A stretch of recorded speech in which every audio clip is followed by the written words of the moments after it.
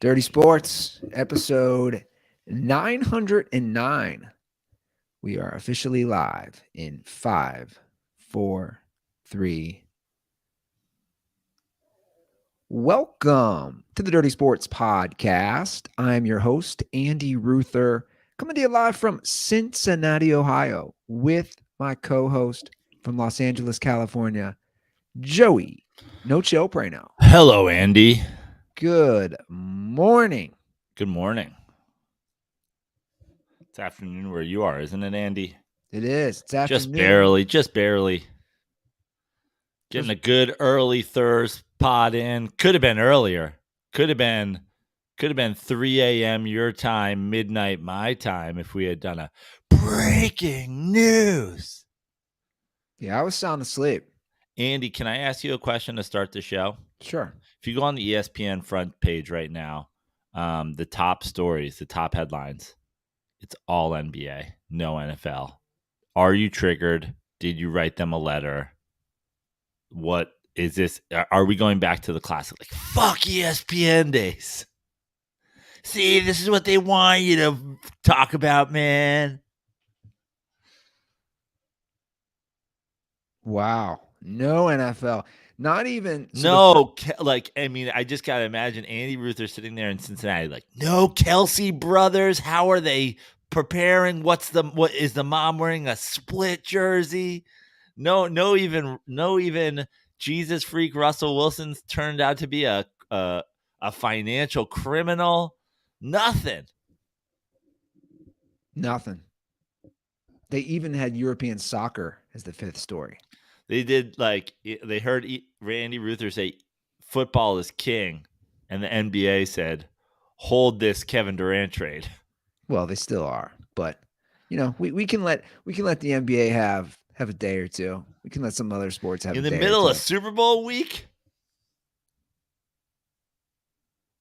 The thing about Super Bowl week, you have 2 weeks off in between, right?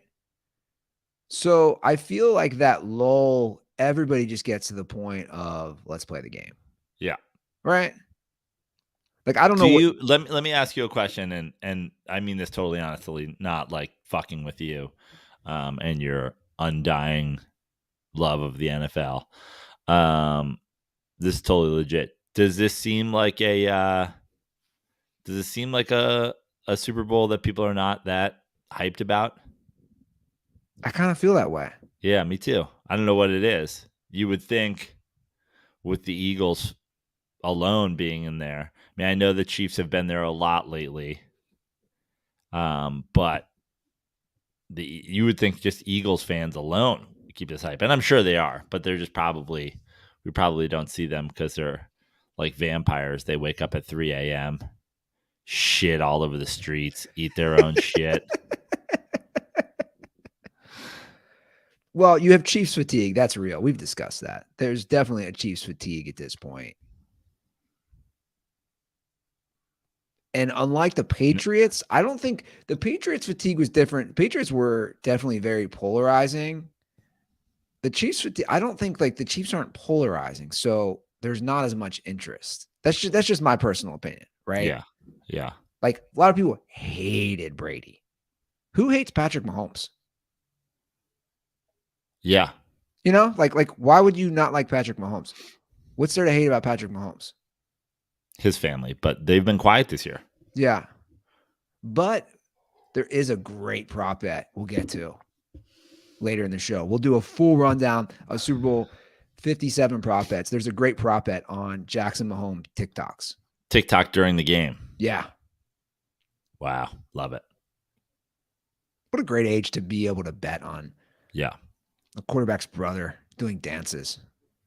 Remember, it's we're a long way from our daddy's Super Bowls where Joe Montana was coming into the huddle and being like, "Hey, is that John Candy?"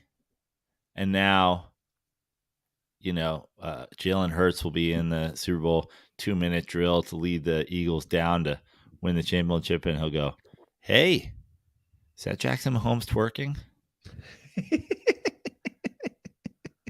And his offensive line will be telling the story 30 years from now. We knew he was so calm and cool and collected because it was a TV timeout. The next play, the biggest play of our lives. And he says to us, is that Brittany Mahomes pouring champagne on homeless people?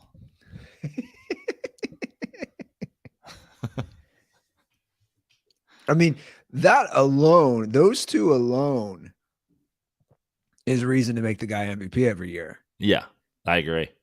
He plays with that background noise. Yeah. But we'll get to that, Joe. We're going to lead with a little NBA.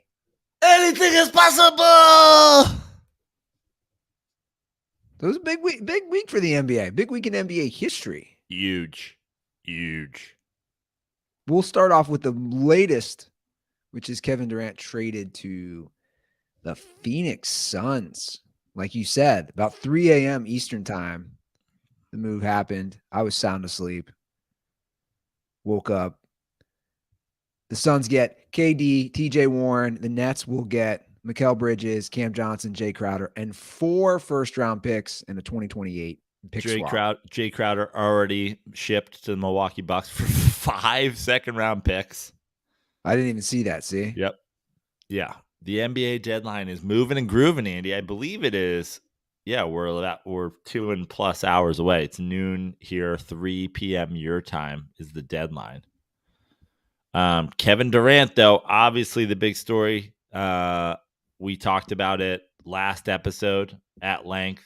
In an episode I assume will be eventually pulled down because we talked about Kyrie Irving. But so now I'm going to be more careful of the things I talk about. Anyway, yeah. Let me just address that. We had an episode removed from YouTube because apparently we violated the whole episode policy. It was interesting because I don't even really remember. I'm going back and listening to it. I think it's time to get on Spotify, Andy. We got to go the Joe Rogan route. I mean, he's out there taking shots at my people now. He's out there with his, Italians love pizza. I was like, why are you bringing us into this? Leave us out of your anti-Semitism. Leave us alone. Also, yeah, we'll just have to be careful. So I actually just want to read real quick before we get to the trade. This is what I received this morning. Episode 904, Joe Burrow has defeated the Ruther curse. Maybe this is the Ruther curse. Was removed due to medical misinformation.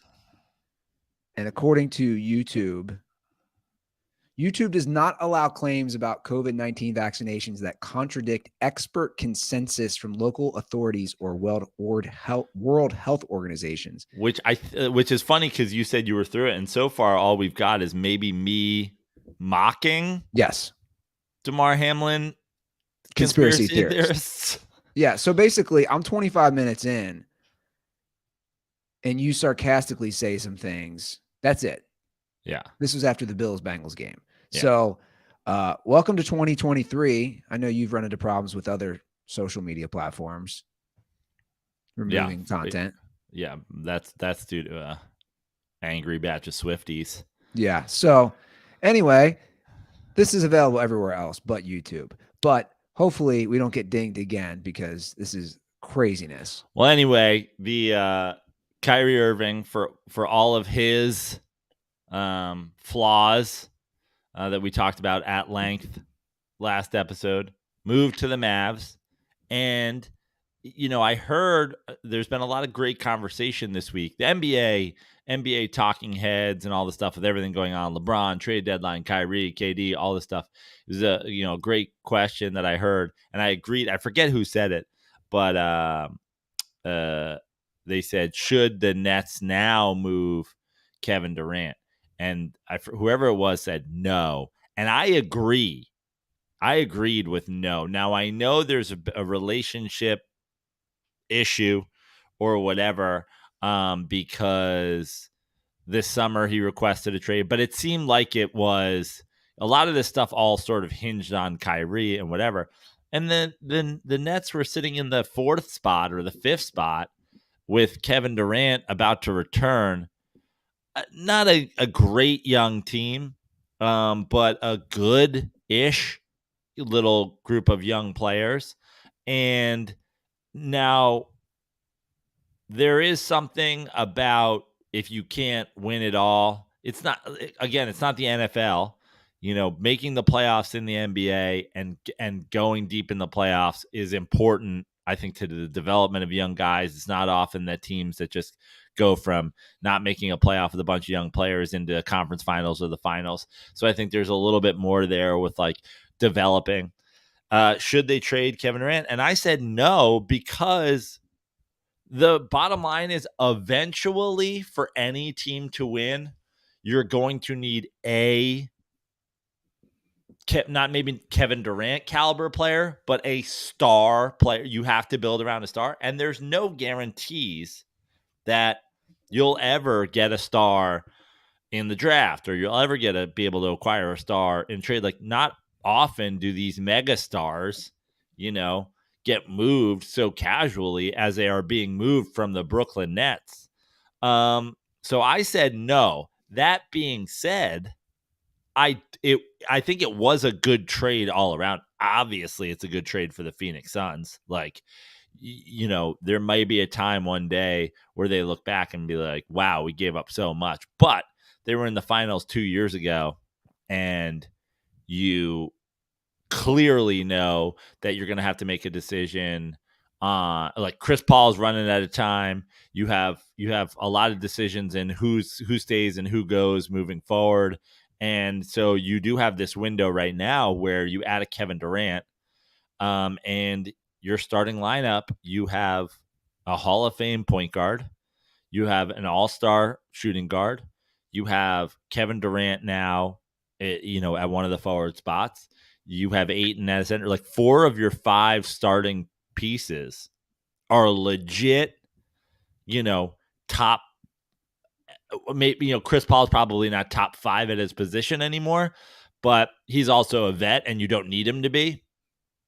But you've got 3 guys who are top 5 at their position, starting in your starting lineup. They jumped from 18-1 to, like, I don't know what their odds are now, but they're the second favorite to win it all now. So fantastic move from the Suns. Brooklyn gets back Bridges. Brooklyn gets back Crowder that they've already moved for 5 things. They can certainly build a young team. The problem, I think, with Brooklyn is, how do you now lure players there for the future when you brought in 3 NBA stars simultaneously and it was an absolute plane crash? Like, it was if 9/11 had 3 planes. Like, Kyrie, Harden. Oh, we just got canceled. The YouTube has disabled this episode. Harden, Kyrie, and Kevin Durant come to New York, and it's a debacle. So it's hard to then imagine a lot of people, like NBA players, guys in college right now, young NBA players, even like vets, like, you're going to look, this is going to be what people think about for Brooklyn for a long time. So how do you add? You might have a nice little young core that you can build over the next couple of drafts, but then what? Well, I mean, it's not like Brooklyn. Brooklyn's always been second fiddle regardless, right? Like, nothing's really formulated ever on the court since they've become the Brooklyn Nets. That's just the facts. Now, conversely, the Suns have a new owner. He officially becomes the owner yesterday, I believe at 11 a.m., and instantly makes this move. The question always is, will they be able to gel? It's February 9th today. It is a shorter window to gel, about half a season. But they're a playoff team. Sure. Right now. You know what I mean? The difference, and not that the Lakers got a caliber of player anywhere near Kevin Durant. And also, I think when somebody joins the LeBron team, it's actually a lot easier to gel because this guy is a basketball savant and is going to teach you to play he'll coach you far more than a coach will. But for a team like the Suns, you're already in the playoffs. Like, who cares if you fall to 6? Who cares if you fall to 7? Who cares if you move up to 3? It really doesn't matter. You're going to have to beat everybody. You like an easier path. Yeah. But taking the time to gel and figure it out and figure out what works and what doesn't, even at the cost of a couple wins here and there, it doesn't really matter. I mean, we've seen it before with a lot of teams, but you get into the playoffs, you have stars, you go. Like, the thing that I always do, especially with the NBA playoffs, is who's got the best player on the floor, who's got the second best player on the floor, and so on and so forth. There's not going to be any teams that match up with the Suns where they don't have 2 of the top 3. Yeah. You could say, oh, we get a Jokic or whatever, and it's like, let's say he's 1, which then you go Durant and Booker. Is there any truth that KD wanted to go to the Suns because of the infamous Suns girl? The girl who was gangbanged by Suns players? Probably not. I think that there's a better chance. It's Kevin Durant, when you really dig deep, and we've got all the social media stuff. I don't know if you watched the Letterman interview ever. I watched some of it. He's a weird guy. Like, I think there's like a 9% chance that Kevin Durant's a virgin. I think he's incredibly insecure.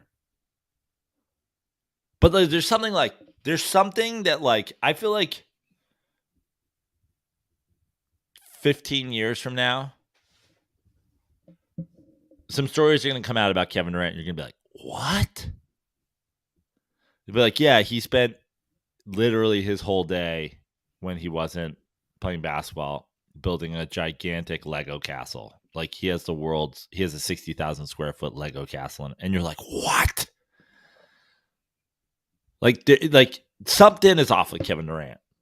So sadly, no, I don't think the Suns girl has it. I feel like Kevin Durant would be a better player if he was there to fuck Suns girl. I just ask.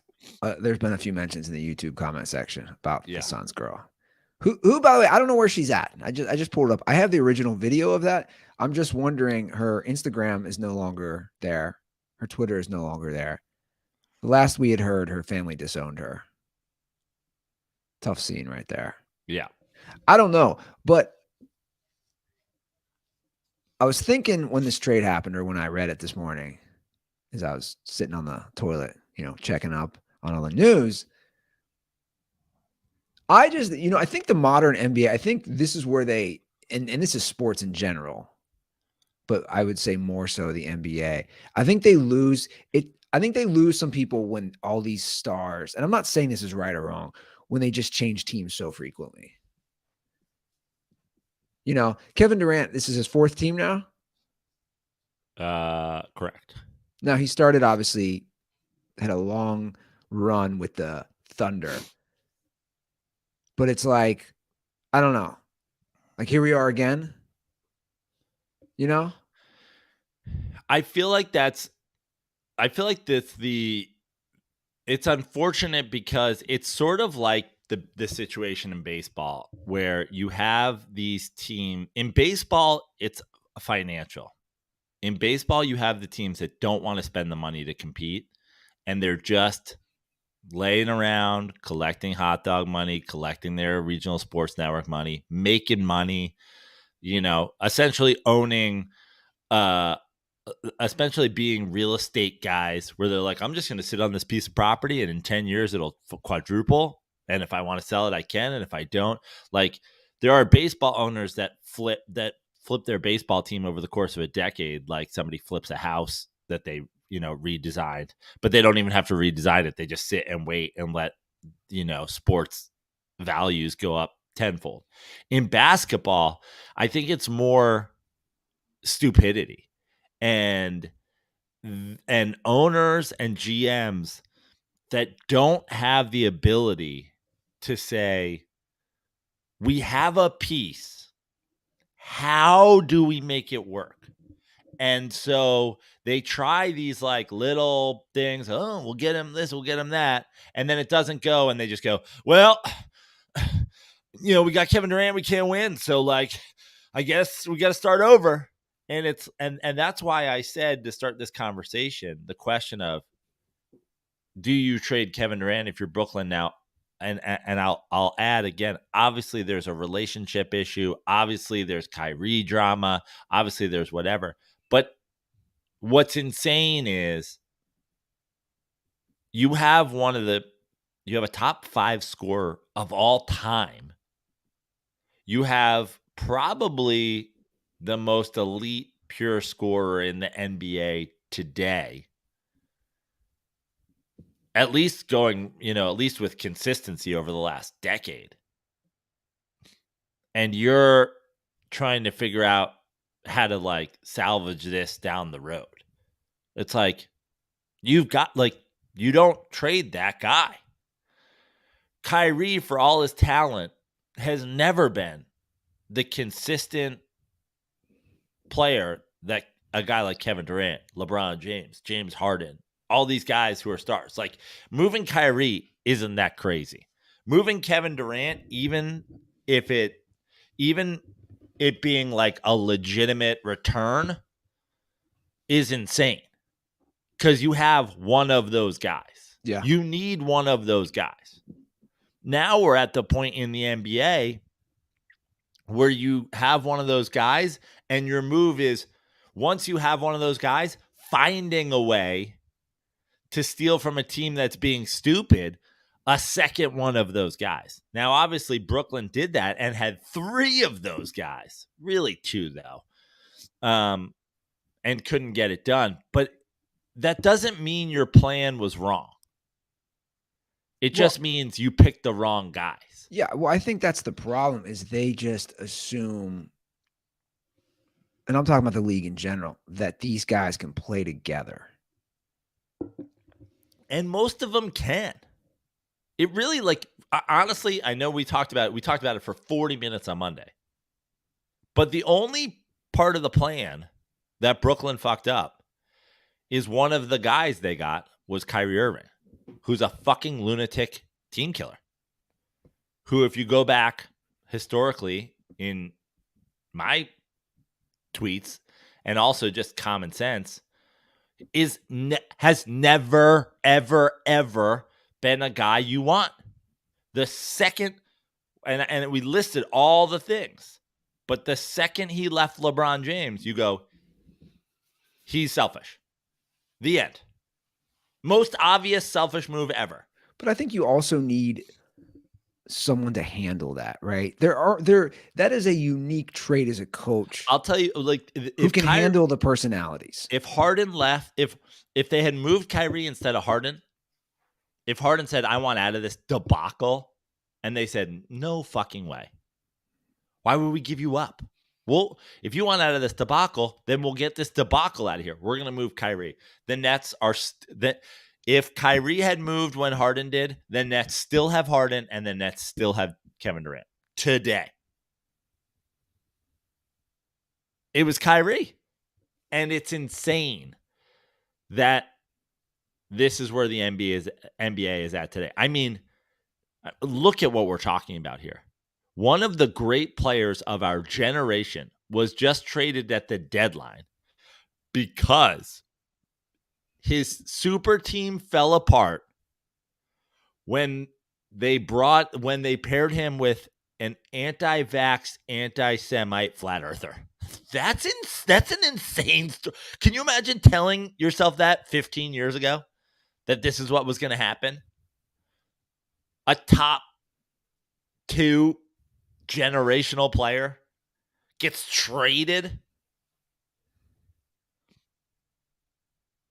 But again, I think having a coach who can make it work. But we're sort of past the point where no, but yeah, all I'm saying is that's tough to find. Like the Because there's like 3 guys on Earth That's what I'm saying. whose personalities are bigger than a modern day NBA star. Can make that work. Like, it's just, my point is, I don't think it bodes well. I firmly believe that. Like, it doesn't bode well that Kevin Durant just keep getting shipped around. Now, it'll be good for the playoffs. It'll be good for the Suns. It'll be good to watch. So maybe I'm contradicting myself. Kevin I don't know. Durant wasn't shipped around though, right? Kevin Durant left to 2 teams he left on his own. And he's been traded 1 time. Yeah. Well, let's talk a little LeBron. History happened 2 nights ago. Did you watch it? I did. I was in bed. And the truth is, I obviously knew about it. I'm aware of the game. Remembered right as I got in bed. Put it on in the 3rd quarter when he had 30. And he breaks the record. It's pretty crazy, man. Like, that is a record, and I know they said that on the broadcast. I did not foresee being broken in my lifetime. Yeah. As a kid, I always had hopes that Michael Jordan would break it. Obviously, that didn't happen. No. Physically and mentally exhausted after 3 NBA Finals appearances. Shots fired. No, not shots fired. Those are his words. Not dad died. Watch The Last Dance. He said it. Talked to his dad. Physically and mentally exhausted. Impossible to continue after 3 NBA Finals appearances, 3 consecutive NBA Finals appearances. Just didn't have the drive, didn't have the killer instinct to keep going. Or maybe he would have gotten there. And then, of course, another 3. There's so much to talk about. Anyway, I've seen a lot of tweets about the Michael Jordan coulda, woulda, shoulda done it. I hate that, for the record. Yeah, Michael Jordan quit because he was tired. And then the truth is, the most fearless athlete of all time was afraid, straight up afraid of playing without Phil Jackson and Scottie Pippen. No one, I'll put it this way, no one more afraid of losing than Michael Jordan. The thought of possibly losing caused him to retire. Why would I lose when I can just quit? Anyway, I knew it was going to be Tuesday. I knew in my heart it was going to be Tuesday. The ticket prices for Thursday for today's game, bananas. Ticket prices for Tuesday, reasonable. He comes in needing 36. And I was like, it's going to be Tuesday. Why would this? I mean, LeBron James, if he wanted, and we can get into this later on as well, can score 40 every given night. Every given night. The whole Michael Jordan would average 40 in today's game, probably because he would fucking force himself to do it. LeBron James also could average 40 every night. He could average 40 every night because he averages 30 and he's not even a fucking score first guy. So I knew it was going to be Tuesday. I'm monitoring tickets. An hour before game time. Lower bowl for under 300. I hadn't showered. I'm sitting there, looking forward to the game. And I looked at my girlfriend and I was like, do I get in the car right this second? Do I just call an Uber right now and have them drop me off outside of Staples? 1 ticket, $300, lower bowl, watch history. And I said, what if he doesn't do it tonight? What if I spend $300 and he just does what LeBron has always done, is put his team first, score 29, 10, and 12. And I spent $300 to watch him not break it. And I hesitated. And when I hesitated, I was like, I don't want to miss tip-off. And I just didn't go. The whole game, I'm just sitting there. I can't believe I didn't just go. Can't believe I didn't just go. Can't believe I didn't just go. Knew in my heart it was going to happen the whole time. Obvious from the tip-off, he wants the ball. Obvious from him walking into the stadium in the all-black outfit. Obvious with the headphones with the scoring number on it. It was obvious. And had I known any of that stuff, never would have hesitated. One of life's great regrets, Andy. Living 8 miles from Staples Center, not being in the building. for under $300. Ugh, killer. To see the GOAT break the all-time scoring record. If you're there, are you filming it or are you just in the moment watching it? I'm probably in the moment watching it. I've seen a lot of these tweets, the picture, and I don't care. Like, the bottom line is everything now is essentially experienced that way. The idea that people didn't watch it, like there's this boomer take that if you're pointing your phone at something that you're not watching it with your eyes, you're watching it through your little screen. It's like, dude, I can fucking video something and watch it with my eyes. I'm not I'm not a fucking dad at a birthday party who's like, well, okay, everybody get the picture. Like, I can hold my phone and fucking watch something. So this idea, like, I've seen all these boomer tweets. Look at his son. His son's there in the front row with a chance to watch dad break it. And he's watching through his little screen so he can put it on his TikTok. It's like, motherfucker, if you watch any Super Bowl in history prior to the invention of the cell phone, kickoff, 1,000,000 fucking camera flashes. If you watch Mark McGwire break the home run record or Barry Bonds break the home record, 1,000,000 camera flashes. The idea that this is the only difference between then and now is now everybody brings a phone. They all have a phone. Then not everybody brought a camera. You know, people just didn't go, I'm going to bring a camera. Like, now the camera's built in. If I can guarantee you one thing. The Mark McGwire breaks the home run record. If they handed out disposable cameras on your way into the fucking stadium, everyone would be taking a picture of every pitch of his at bat. It's such a boomer take.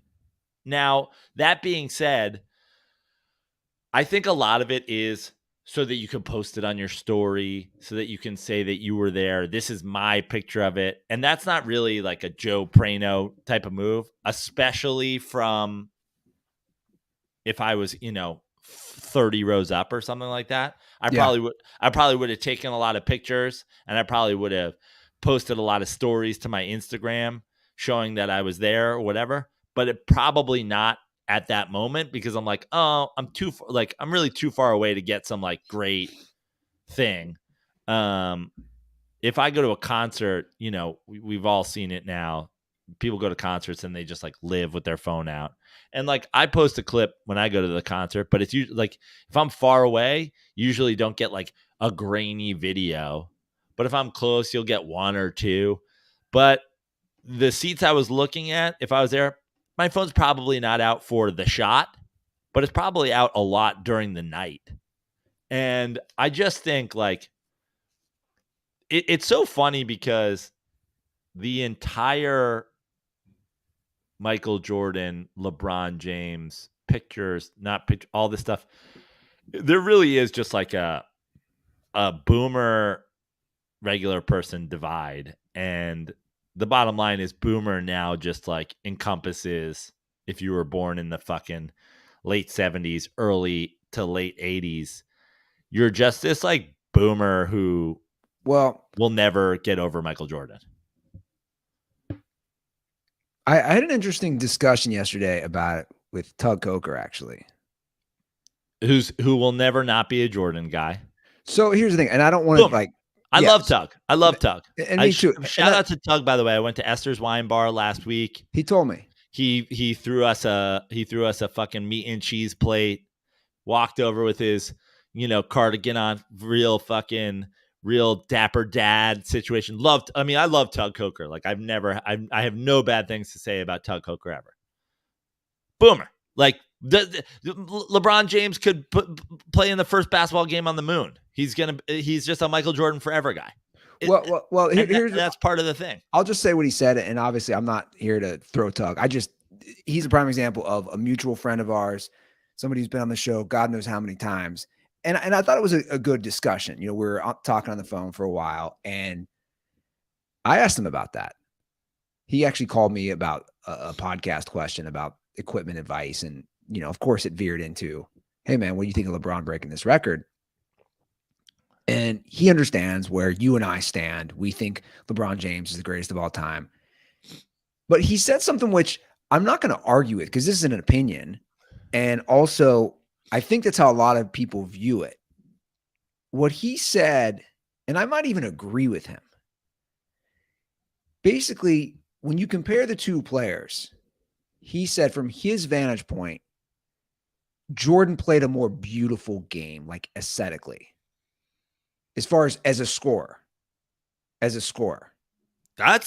You're not going to disagree. That was not what I was expecting to have. That's a shocking statement. Let me just kind of finish. Let me kind of summarize, and I hope I'm not misquoting Tug here. I need to sit down with Tug.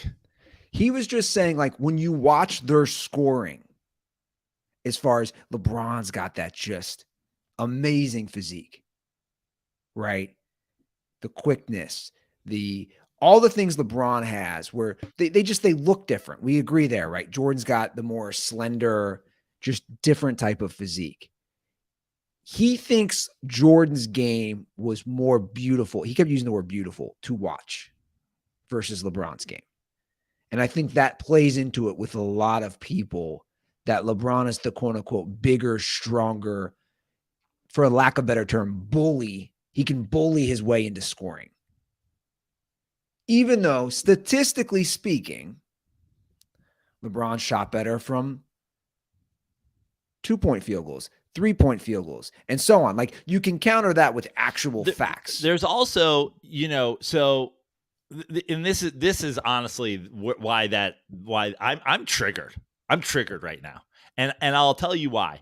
Because LeBron James, like Michael Jordan, like most athletes who come into the NBA at a very young age, like their bodies developed and their games developed.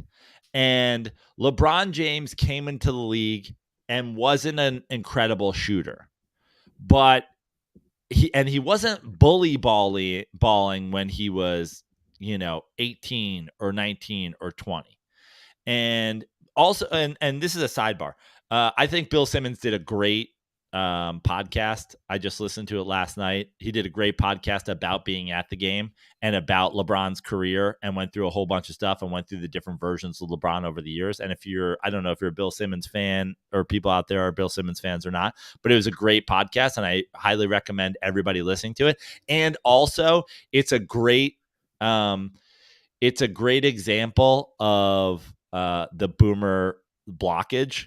He does a 40-minute LeBron slurp where you're like, there's never been a better one-man monologue description of why LeBron is the GOAT. And he's like, and in the end, I'm still a Jordan guy. And you're just like, boomer. But so here's the thing. Here's my why Tug's thing triggers me is Jordan came into the league, and like LeBron, young, crazy athletic. Guys dunking on everybody, ability in transition, all that stuff. Similar type of games. Obviously, LeBron, always a better passer. LeBron then develops the jump shot, and that is a huge turning point in his career, where you can no longer give LeBron the jump shot. You can no longer give LeBron the three. You can no longer give LeBron the mid-range game. It's really where his game went to the next level. But LeBron developing a different game and eventually going into, like, LeBron and Michael's games similar, and then LeBron goes into the point where he says, the modern NBA, it's so obvious. Why would I ever take a mid-range jumper when I can either shoot a three or go to the basket? A 2-point shot outside of the paint for a guy like me who can get to the paint is kind of stupid. And if I'm going to take it, I'm going to take it from three, where it's worth more. Now, late in his career, certainly he's gotten into real bully ball mode. He's gotten bigger. He's gotten stronger. He's gotten to the point where now he's lost a little bit of the athleticism, but he's added to this post game. He's added his different ways that he gets to the basket. And yeah, there is a bully ball thing. But that is taking late career LeBron James and saying, I like Jordan's style of play better than I like the bully ball thing. Well, what about late career Michael Jordan? If we're going to compare them, let's compare their whole careers and how they developed. Or you can say, I like late career Jordan more than I like late career. But to me, and this is why I made fucking bug out eyes when you said it, is late career Michael Jordan is the most boring, selfish, gross, like Now, can I ask you? statistically inept. Are you talking Wizards or are you talking? I'm talking Wizards. I'm Bulls? Also talking and like get the ball on the elbow, lean guys back, turn around, fade away, jump shot. This is the beauty thing that we do. This is Michael Jordan. Late career Michael Jordan is dad at the YMCA who just happens to be 6'6" and can elevate away from you. Is a mid-range bad percentage jump shot more beautiful than at 38 still being able to get to the rack when you want to, still being able to shoot threes? And we'll take the passing beauty out of the LeBron game. We'll take everything else he does on the floor, but LeBron is still dunking on people right now. Michael Jordan 38 is a pivot foot and a fall away. And it's like, to me, I actually believe Michael Jordan, people talk about it all the time. Steph Curry's going to ruin kids. He's, every 5-year-old's going to be shooting 3-pointers. They're going to ruin their jump shot and the blah, blah, blah, blah, blah. It's like, to me, nothing ruined basketball and the development of basketball more than Michael Jordan and then Kobe Bryant doing a Michael Jordan impersonation, shooting 15-foot elbow fallaways. Give me the ball. I'll put my back to the basket. Everybody else clear out. Stand around. Watch me. How many times have you done this just playing pickup ball? Where the guy who thinks he's Michael Jordan gets the ball back and forth, hasn't gone anywhere yet. Just leaning you back, then fall away jumper that doesn't go in. Now, Michael, great at making those, the greatest ever at making those, but it's not fucking beautiful. I mean, I need to do a mafia style sit down with Tug where like we just have like a 38-year-old still able to get to the rack, still pulling up threes in transit. Like, this is more beautiful than a guy just here we go. Ball stop. Just sit down. The rest of you guys can lay down on the court. Michael's gonna knock your hand away with his as he stands at the elbow. 8 seconds. Clear it out. Oh, somebody's going to cut the lane. Am I going to pass it? No, I'm not.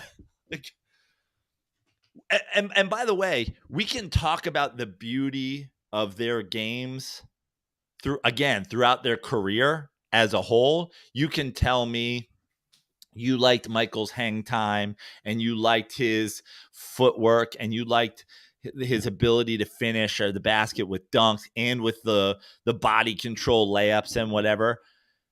But that's young Jordan. And to say you don't like LeBron bully ball and you like all this beautiful stuff that Michael Jordan did, what you're doing is you're taking a very small part of LeBron James's career and comparing it out to Michael Jordan's whole career. And I understand that that's where people are living in now, is right now, every single day we get to watch LeBron bully ball. So it feels like that's his game. And then in our minds, we go back and, Jordan went up and he switched hands, even though no one was there. Or Jordan went up and it was like he was hanging. Oh, the Jordan hanging jump shot against the Cavs. These are all things that happened before Michael Jordan won a fucking championship. Ever. Championship veteran Michael Jordan is the most boring scorer I've ever fucking seen. Elbow fucking followaways. So let's not pretend LeBron's been playing bully ball his whole career and Michael Jordan was some, magician, some figure skater on a basketball court. Well, Either let's compare them throughout their whole careers, or say I don't like LeBron bully ball, but I also didn't like Michael Jordan holding the ball for 8 seconds on the block while cutters went through the lane, and then finally he hit a turnaround jump shot in the face of random nobody shooting guard. Turnaround jump shot in your face, Hornacek. I think at this point, and I always say there's always a huge crossover with sports and politics. And to me, this is a prime example. You've picked your time. You've picked your team, right? Most people aren't going to change whether they're Team LeBron, Team Jordan, Team Kobe. It's like you've picked your political side. You're not going to budge. But Which is sad. Like, I'd argue I'm one of the rare people who's like, yo, I was always Team Jordan. Then probably around 2015, 2016, I was like, okay, at this point, I think LeBron is the best all-around player. Here's the thing about LeBron, and we'll go back to what's really important here. LeBron broke the all-time scoring record. Exactly. LeBron is going to be the first player ever with 40,000 points. LeBron is going to be the first player ever, maybe the only player ever, to have 40,000, 10,000, and 10,000. Correct. LeBron James is going to be the first player ever to reach a potential 50,000 combined playoff points and points. LeBron James has the most points ever. LeBron James has the most playoff points ever. LeBron James has fourth in assists. LeBron, like the accolades, when you talk about the resume, no one touches LeBron. Kareem was there. Kareem had a big part. If you're out there and you've been a Kareem is the GOAT guy, and I know that's few and far between these days because it seems like everybody's Team Jordan or Team LeBron, but there are Kareem guys out there. This is a big part of it. A big part of it is he's the all-time leading scorer. Yeah. And the bottom line is everybody talking about, but he'll never be the scorer Jordan was, whatever. It's like, dude, the ship has sailed. Well, why don't I play the clip that we've discussed? Sure. That breaks that down. Because I don't think is this the JJ Redick clip I sent you? Correct. Let me just say something right now before you even play this clip. And I hope somebody clip this and tag him in it. JJ Redick JJ Redick has never been more on fire in his life. And this is a guy who caught fire a lot from Duke to the NBA. No one is more on fire than JJ Redick is on fire in the last week, 2 weeks. JJ Redick, for a guy who played 15 years in the NBA, is going around torching old heads, torching talking head blowhards. A guy who had a great NBA career and a amazing college career, who's a smart guy and a smart basketball player, is torching boomer talking heads, and I'm fucking here for it. I am a JJ Redick stan now. So you sent this to me the other day, and I don't think either of us could sum it up as well as he did. That's why I want to play it. I just think how he went through and broke it down, it was very well said. It was very well articulated. And I'm just going to play the clip and we can stop it at certain moments. But the main overall theme of this clip is he's debunking every ridiculous 100% false narrative that Jordan's not a scorer. I'm sorry, that LeBron's not a scorer. And what's, you know what the great part about it is, before you play it, is the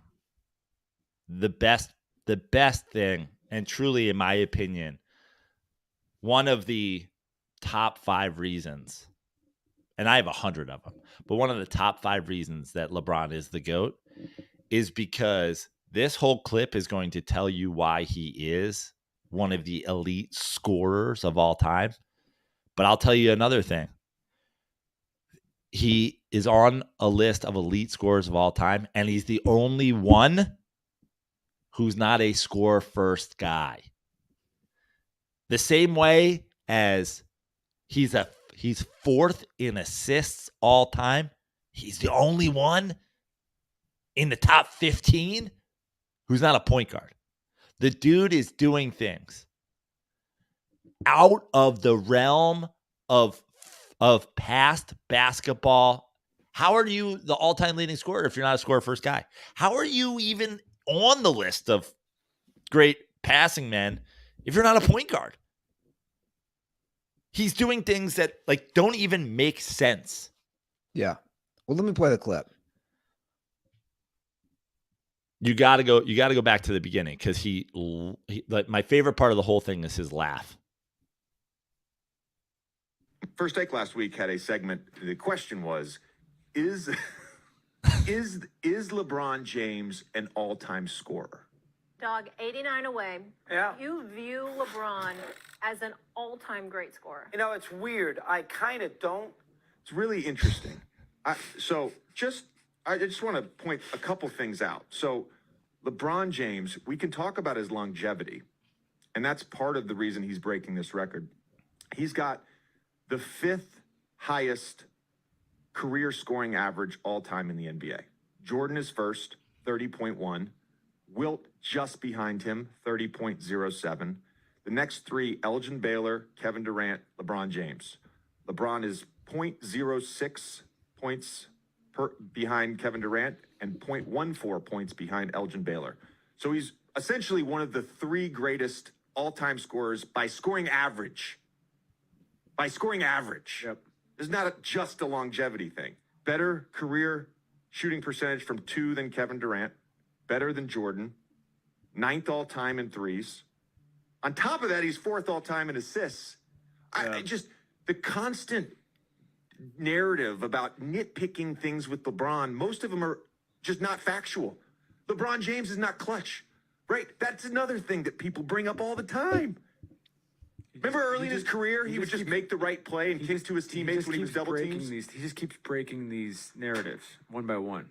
Play-by-play tracking era started in 1996, 1997 season. LeBron James has the most clutch time points ever. He's got over 2,600. The only other player with over 2,000 clutch time points is Kobe. LeBron James, 2nd most game-tying or game-winning shots inside the final minute of the fourth quarter or overtime. Kobe's number 1. They're the only 2 guys that have more than 80. Kobe has 88. LeBron has 81. LeBron James has 5 game-winning buzzer beaters in the playoffs, the most ever in NBA history. I don't know where people are coming up with these. LeBron James, is he an all-time great scorer? No, he is the all-time greatest scorer. Yeah, I don't know. Is LeBron James clutch? Well, you could make the argument he's the most clutch player ever. First of all, again, I am a JJ Redick stan now because he's just talking common sense. And he is offended at the audacity of the question. And what I also love about it, and I tweeted this yesterday, is I love that these shows like First Take let the fucking guys who have never smelled a locker room do their thing. And then he comes on like Leonardo DiCaprio at the end of Once Upon a Time in Hollywood with a blowtorch and lights them on fire. Hey, dog, do you think, I really don't like it. I never been on a basketball court in my life. Never been on a basketball court in my life. But I got to say, just for me, a guy who mostly watches San Francisco Giants baseball and watched maybe 12, 15 NBA games my whole life. I got to say, not for me. Not for me. JJ Redick's like, hi, I played 15 years in the NBA. You're a fucking idiot. Good day, sir. I don't know, JJ. I don't know. Me and you, we get on the court together. Let's see what happens. I don't know who really knows more basketball here. Stephen A. You telling me? He's in the and here's the I have so much to say on this, Andy, and I know we have so much Super Bowl stuff, so I'm going to try to keep it as tight as possible. The score. Here's the thing about the scorer thing. The scorer thing is like separate from the player. The best passer in NFL history is different than the best quarterback when we do these conversations. The greatest hitter of all time is different than the greatest baseball player. And what I've come to learn is people do this as a way to like start convo and like talk people up. And what it really means is they're a limited player.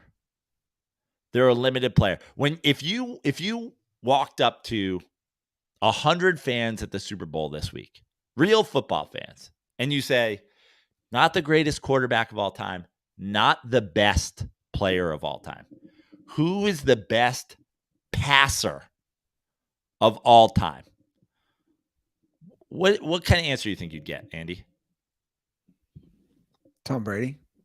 You think people would say Tom Brady, best passer of all time? I think you'd get a lot of Dan Marinos. Okay. I think you'd get a lot of Dan Marinos. If you ask people the best hitter of all time, I think you'd get a lot of Ted Williamses. And you'd get a lot of Tony Gwynns.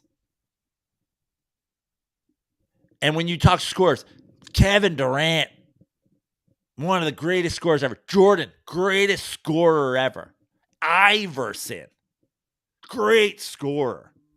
And what you're saying is Iverson didn't defend anybody. Iverson didn't pass. Iverson didn't whatever. What you're saying is Kevin Durant, not a all-time defender, not a great assist man, not a great rebounder. Kobe, such a skilled player. What you're saying is cool footwork, great scorer, not an all-around complete player. The same way as if you say best quarterback of all time, people are going to go Brady, Elway, Montana, Manning, best passer ever. I don't know, maybe Marino? Oh, so a one-dimensional guy. But then this is the great thing about LeBron James. Like JJ Redick said, he's not considered that way, even though he is the greatest scorer of all time, because he's so much more than that. And to me, that's what makes him the GOAT. So this is what it boils down to, I think.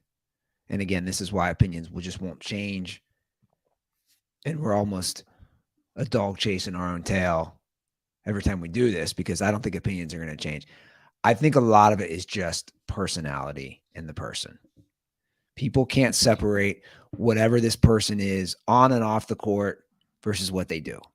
And again, I'm not trying to throw him under the bus, but that was discussed yesterday with Tug, of like Tug's, straight up, like, I just think he's fake, which I've complained about too. All the more reason, again, all the more, to me, it's an offensive thing, because it's like, you get these conversations, the killer instinct, the drive to win, the fake, the flopper, the whatever.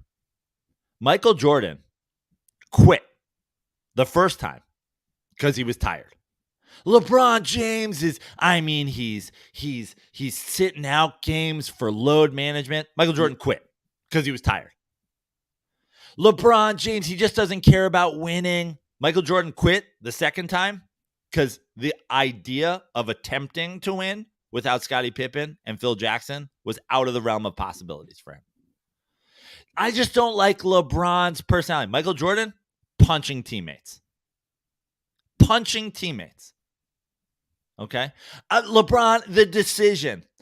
Every single player in NBA history who has chosen a different team in free agency just tweeted it or let their agent put out something. LeBron James bought airtime on ESPN, produced his own show, sold the commercials to that show, took the money from those commercials and gave it to the Boys and Girls Club. I didn't like the decision. You didn't like the mega charity donation? The problem is, and this is what it comes down to, Andy, it's not about personality. It's not about what people like.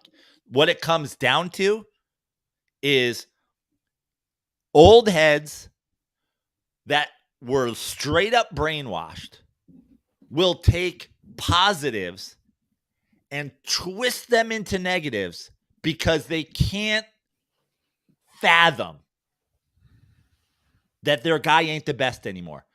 It's like growing up with an abusive father, but he's your dad. So you're like, my dad used to hit me and I turned out okay. Dude, what are you talking about? Your dad shouldn't have hit you. There's better ways to do it. No, but Michael Jordan is 80s and 90s kids' sports dad. He's their fucking hero, and you're not pulling that fucking dog toy out of their teeth. And I want to do one more thing on the GOAT thing.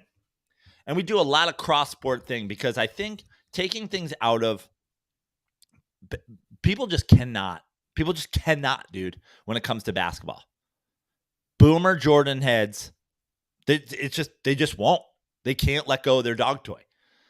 So I like to talk cross-sport stuff because I like to put stuff in a perspective that you guys can manage it. Joe Montana has 4 Super Bowls, and he played in 4 Super Bowls, and he played perfectly in those 4 Super Bowls. And that is why you'll hear a lot of people say, best Super Bowl quarterback ever, Joe Montana. A lot of people think Joe Montana is the GOAT still. A lot of people think Joe Montana is a whatever quarterback of all time, despite obviously not having the statistics that match up with a modern quarterback. The other shitty thing people use about LeBron James is Michael Jordan, 6-0 in finals. LeBron James, he doesn't even have a winning record. If you take Joe Montana's entire career right now, as is, we all think, you have him as a top 5 quarterback of all time? Yeah, probably. We both agree he had an amazing career, right? Sure. If you take Joe Montana's career all time and change nothing, except in addition to the 4 Super Bowls he won, he made 6 more and lost them. No fucking human being on earth can with a straight face tell me that makes his career worse. Nobody. You cannot be out there and tell me if Joe Montana's career was exactly the same, but with more playoff wins, more playoff yards, a better playoff winning percentage, and 6 Super Bowl losses, that his career is worse. But they will lie to your fucking face and tell you that's why LeBron James' career isn't Michael Jordan's. If Patrick Mahomes loses on Sunday, he is 1-2 in Super Bowls. Nobody with a straight face can tell me that through 5 years, Patrick Mahomes' career is better if he loses 4 AFC championship games and just makes the 1 Super Bowl that he beat the Niners in. It's funny you say that. Nobody. I saw an article yesterday, and I don't even know what publication it was. I just saw it. It popped up as an ad when I was whatever. I forget where I was at, just on Google, on social media. Anyway, it popped up, and that was the premise. And I thought it was the most ridiculous thing I've ever read. It was an editorial, and it was basically saying, it was about Patrick Mahomes, what you're saying. And I think it was titled The LeBron Problem or The Mahomes-LeBron Problem. And that's what it was saying. It was saying if Patrick Mahomes loses this week, if his team loses, I should say, then he's 1-2, and it's a trajectory like LeBron James. And then it was basically saying, oh, Tom Brady and Michael Jordan, putting those two kind of together. And I'm thinking, wait, so he's penalized for losing his top wide receiver, still leading the league in passing yards, playing in a divisional round on 1 foot, playing the next game on half a foot. He's going to be penalized if he loses in the Super Bowl?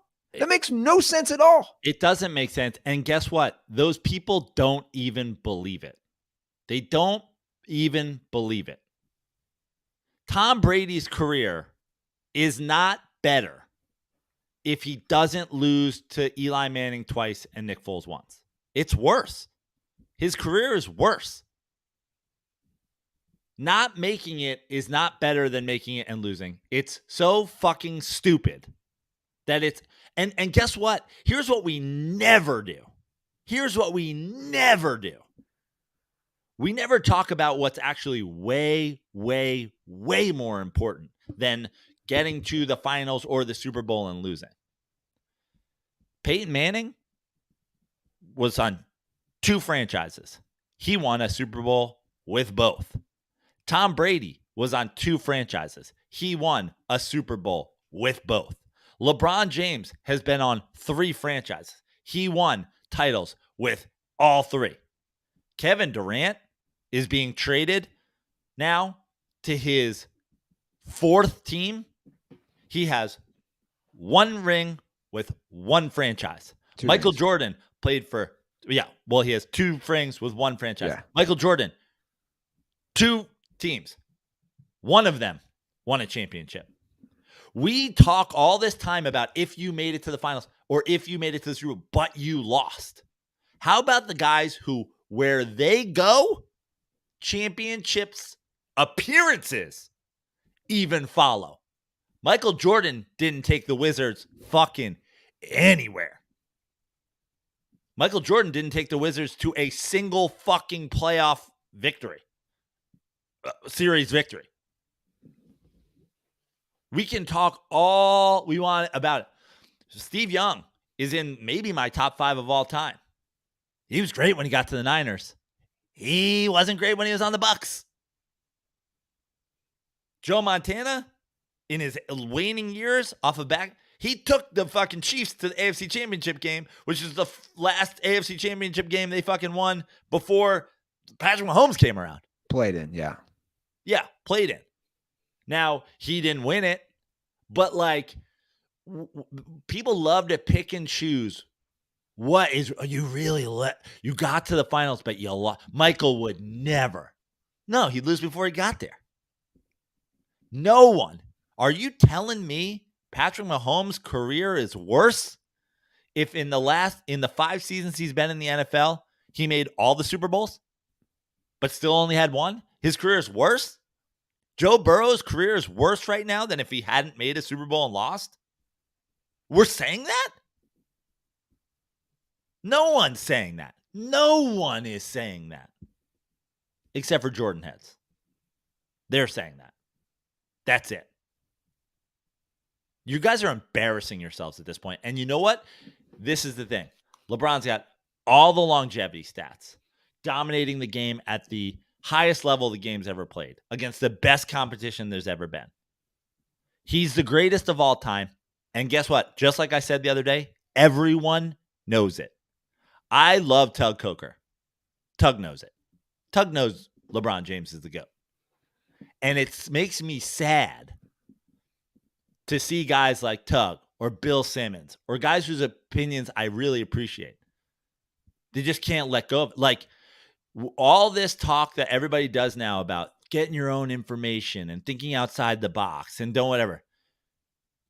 It's sad to me to watch how many people have had their opinion formed for them by some capitalist structure. Coke is the best beverage. If I am going to work out, I need a Gatorade. If I am going to play basketball, I must wear Nike. No waistband holds on to my waist like Hanes or Fruit of the Loom. No, Michael Jordan is the greatest basketball player of all time.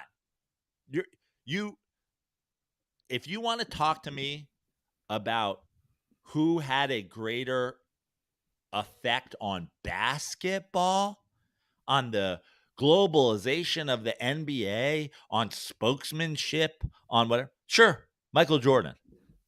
The best basketball player conversation, it's over. It's over. All the stats, all the wins, all the championships on all the different teams, all the longevity, all the records against the best players ever in the peak of the NBA. Michael Jordan helped the league get here. Maybe more than anybody in the history of the league. Michael Jordan helped to get here. But he didn't play when it was here. It's over, dude. LeBron's the best ever. Y'all know it. And it's sad to me when you lie. Well, speaking of endorsements, I think now would be a great time for you to have a ice cold Miller Lite, Joe Prano. Oh, God. I need one. I need one to cool down. I also, honestly, I wish Michael Jordan had been a Miller Lite spokesperson, because then everybody would rightfully stan Miller Lite the way it deserves to be stand, the way I stan it. Then everybody would be on board. Then the whole world would say there is no better beer than Miller Lite. You wouldn't have these guys out there, this beer, that beer. I like an IPA. I like a whatever. I am trying to be what Michael Jordan did for all those brands, for Miller Lite. I'm trying to convince people that it is the GOAT. Because it is. The GOAT. It's the original light beer and still the best one. Miller Lite, great taste, 96 calories. Go to MillerLite.com/dirty sports to find delivery options near you, or you can pick up some Miller Lite pretty much anywhere they sell beer. It's Miller time. Celebrate responsibly. Miller Brewing Company, Milwaukee, Wisconsin. 96 calories and 3.2 carbs per 12 ounces.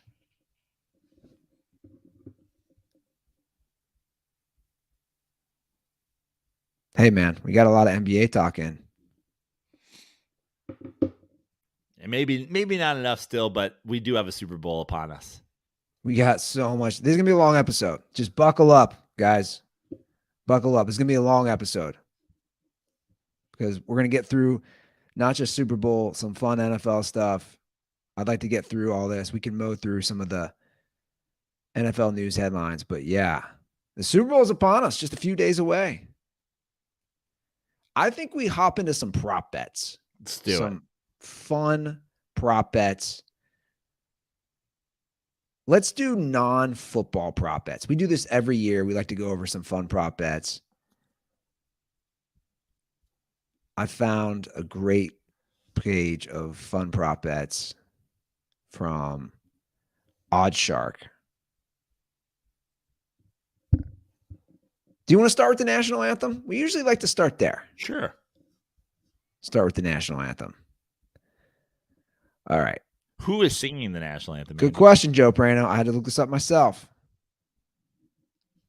It is a country singer. Who was it? Super Bowl national anthem was it Chris Stapleton? Okay. Who is singing the national anthem? It is, sorry for this. Yes, it is Chris Stapleton. Okay. I like Chris Stapleton. He will perform alongside actor Troy Kotzer. That's interesting. Maybe that's the American Sign Language guy. I think Okay. it might be. So that makes sense. Very All nice. right. So we have the first prop bet on the Super Bowl. Will any word, not words, word be forgotten in the national anthem? No. And I don't even know what the bets are. The no is minus 900. Yeah. That's an obvious. This is a no touch for me. This is a plus 500 for the odds to be You're forgotten. getting 5-1. Remember, the plus number is how much you would win if you bet $100. The minus number is how much you have to bet to win $100. So you're minus 900. You got to spend 900 to make 100 for no. The yes number, you win 500 if you bet 100. There's money line. That's the yearly money line explanation for all the dirt balls out there who, because I always get the fucking DM after this episode. That's the money line lesson for you guys. So it's, to me, it's an obvious no because, and I like Chris Stapleton, but because Contra Star, these colors don't run, like we're not gonna get, this isn't Shakira who's like, oh, say, can you say, and you're like, and also this is also a stay away because this is like what Coldplay's first song is. Like, this is the tons of ability for them to steal your money here. This is a stay away, but also I just think this man in America, and I'm not messing up my national anthem. Ford trucks and Blue Lives Matter, and I know every goddamn word to this song. Can you see this screen all right? Yeah. Okay, I good. have to put my glasses back on for it, which I took off out of absolute shock and awe that Tug finds some guy standing on the block for 14 minutes. Beautiful. See, now I'm going to get in trouble. I just know it. No, I want, what's funny, and just a quick side is I said I would love to, there was a part of me that with this record being broken, I was like, I would love to sit down with a reasonable guy who is a Jordan guy and have a conversation about if this changes anything. And I realized that, to me, that guy is Tug Coker. And then I realized, even after I thought about that, I was like, nah, there's no such thing. There's no such thing as once you stand Jordan, there's nothing you can change. Three more championships for LeBron. He passes Michael Jordan. It still won't matter because then it'll be he lost one or whatever. It just doesn't matter. And I appreciate Tug, but it's, I appreciate Tug's sports opinions, but man, the brainwashing of, corporate America, the brainwashing by corporate America in the 90s is tough, man. No, for sure. Like I said, no one goes to restaurants and goes, you guys got a Pepsi? It's just the way it goes. Yeah. No, I agree. Like I said, you're not changing opinions. Hey, I'll take an RC Cola. And they're like, is Coca-Cola okay? No one does that. So here's a good prop bet. I like this one. Super Bowl MVP. Who will the Super Bowl MVP mention first in his speech? And as a cheat, Patrick Mahomes mentioned God right away in the AFC Championship. So keep that in mind. He mentioned God or Jesus. And see, this is another one. Is Jesus count as God? Yeah. Okay, I assume. So no, Jesus' teammates. Okay. When you won that Super Bowl and there was only one set of footprints, that's because I was carrying you, my teammate. So teammates is the odds-on favorite here.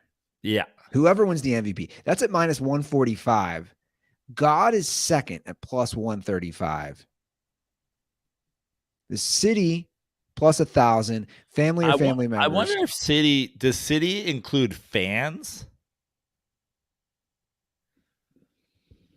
Good question. Because the plus 135 God is the obvious. To me, that's even more obvious than teammates, because let's think about it this way. Odds on favorites to win the MVP every year are going to be the quarterbacks, correct? Yes. Patrick Mahomes already did it in the AFC Championship game. Jalen Hurts is a no doubt about it God guy. He's a no doubt about it. That's the first thing. I mean, I think he puts the fucking crucifix fucking thing on his eye black, like cross. He's a God guy. So plus 135, obvious bet, but value bet. And this is, again, kind of why it's like, city, if you go, I just want to thank the Kansas City Chiefs fans, or I want to thank Philly fans. Is that city? Because then the plus 1,000 has, 10 to 1 on that. It's good value. I'm not betting this if I'm betting teammates or God, because there's no money in it for me. But I might throw a little money on city if that includes fans. Yeah, I don't know. Owner should be below fucking does not mention anything above. None of these guys are thinking the owner first. Patrick Mahomes No. going out there. I just want to thank Lamar Hunt and the Hunt family, whoever the fuck owns the team now. Yeah. No, I agree. I wouldn't go near this one. I also am shocked that God is not number one. All right.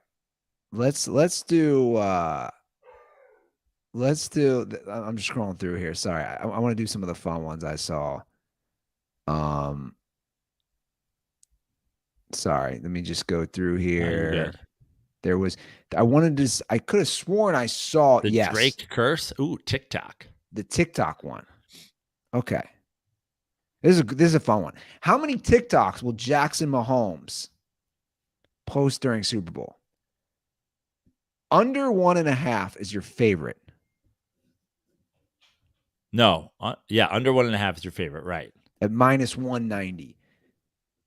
Over 1.5 is plus 145. I love that they give a description of who Jackson Mahomes is for the bettors. Can you keep scrolling down? Do they give a description of what during the Super Bowl is? No, they don't. They do not. Is this from kickoff to final whistle? Because if it's kickoff to final whistle, I think under 1.5 is easy money. He's right that hard. He's not doing 2 TikToks. But then again, it is Rihanna. Like, listen, I don't want to make any statements about Jackson Holmes that will get me canceled or that will get us banned from YouTube. I'm not making any, but like read between the lines here, guys. Jackson Mahomes loves him some Rihanna. And not because she's hot. He loves him some Rihanna. This dude has sang Umbrella in his room with an umbrella. He loves him some Rihanna. I heard he also likes popsicles. Not to assume things. Andy. Big fan of popsicles. This is not what we're doing here. Big fan of popsicles. Not what we're doing here. So that does make, but you're just not getting enough value on over 1.5 or at plus 145. Yeah. I take the easy money. I go under 1.5. Well, here's another good one. I like this. Super Bowl 57 Kelsey brother bet. How many times will Kelsey brothers playing each other be mentioned? Good one here. If I was Mattress Mac, I would put $50 million on over 1.5. So over 1.5 is your favorite at minus 320. Under 1.5 is plus 230. If I was Mattress Mac, I would put $32 million on over 1.5 and walk home with $10 more million in mattresses. Over 2 times, mentioning that brothers are playing. This over will be cashed by the end of the first quarter. There's Travis Kelce with his first catch of the game, and now we look at his brother on the sideline. Over there with his offense, doing his offense thing. So here's the thing, though. Here's what I find interesting. I would say that if it was Tony Romo and Jim Nantz calling the game. I think it's a little different with Greg Olsen and Kevin Burkhardt. Greg Olsen, to me, he's not corny. Greg Olsen is, I would call your very traditional, wouldn't you, Joe? Like your analyst. He's not trying to be funny. He's not trying to be cute, kind of like a Romo. He's just let's talk about the game. That's how Greg Olsen analyzes games. Is he doing it 2 times? Yeah. You think he is? But even if they both do it once. Okay. This next bet is for you. The Tom Cruise bet. This is ridiculous. Will Tom Cruise parachute into stadium and hand deliver game ball to referees? Not sure where this bet came from. I just want to look something like when does the new Mission Impossible come out? I don't know. Mission Impossible 7. July 14th, 2023. I don't hate yes at 25 though. I mean, you're not going to bet minus 50, like minus 15,000. You have to bet $15,000 to win 100. I'm just thinking. I know. To me, it's more of the hilarity of the bet. You're telling me Tom Cruise is going to parachute before the Super Bowl and hand the game ball? So that's a wrestler move. That's like what The Rock did last year. Tom Cruise is not a wrestler. He's above that. But Tom Cruise is. I mean, he's parachuting. He did a promo for the movie while parachuting. He did the whole thing. Like this is like a true false question. You know, when it's like everything's true except for one little thing that's false, and then that makes it false. I almost think, will Tom Cruise parachute in the game and hand deliver like the coin, and now I lose because it wasn't the game ball or something like that? But I might throw $50 on it just because, like, as this says, this is oddly specific sports books. What do you know that we don't? Yeah. What about the Drake curse? I can't believe that there's not.